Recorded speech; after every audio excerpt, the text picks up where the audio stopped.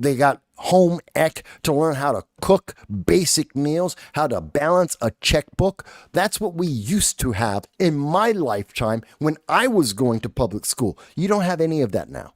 Kids can't do any of those things. They don't have the option in the schools, and they have no appreciation of these things in their life. They have no appreciation of music, classical music, current music, jazz, anything.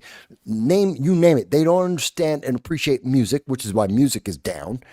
It's why writing is absolutely, kids don't know how to read anymore. We know this for a fact. I've talked to you about the teachers I've spoken to in the Bronx and outside in New York State, where we spend the most money on each and every single student, and we have the lowest reading scores. We have some of the lowest math scores in the entire country. We are failing. So am I glad that Trump is defunding the Department of Education? Absolutely. The problem is, he did it with an executive order, which is a lot of power that he shouldn't have to use in that way. But here's the other problem. It's an executive order. It's not an act of Congress. What you can do with an executive order can be undone with an executive order. As we have seen, Biden undid the executive orders of the Trump administration, and Trump undid the executive orders of the Biden administration. Tit for tat. And yes, Trump's doing more executive orders, but all of the executive orders being done by Trump can be reversed by another executive order.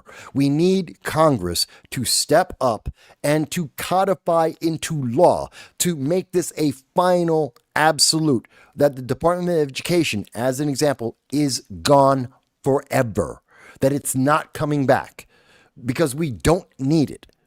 Would I have liked the Department of Education to be codified by Congress to say, we're shutting it down and it's going to be shut down over the next 3 years? Would that have been better? Yes, absolutely.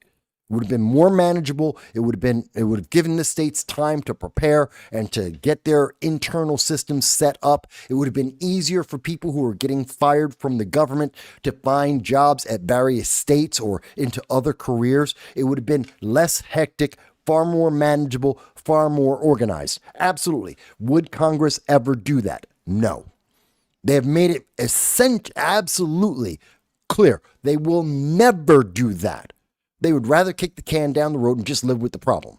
And they did for decades. We have known for decades that the Department of Education is a complete failure. And Congress lived with it. Just let the experiment run. We haven't given it enough time. Let's throw more money at it. That's what Obama did.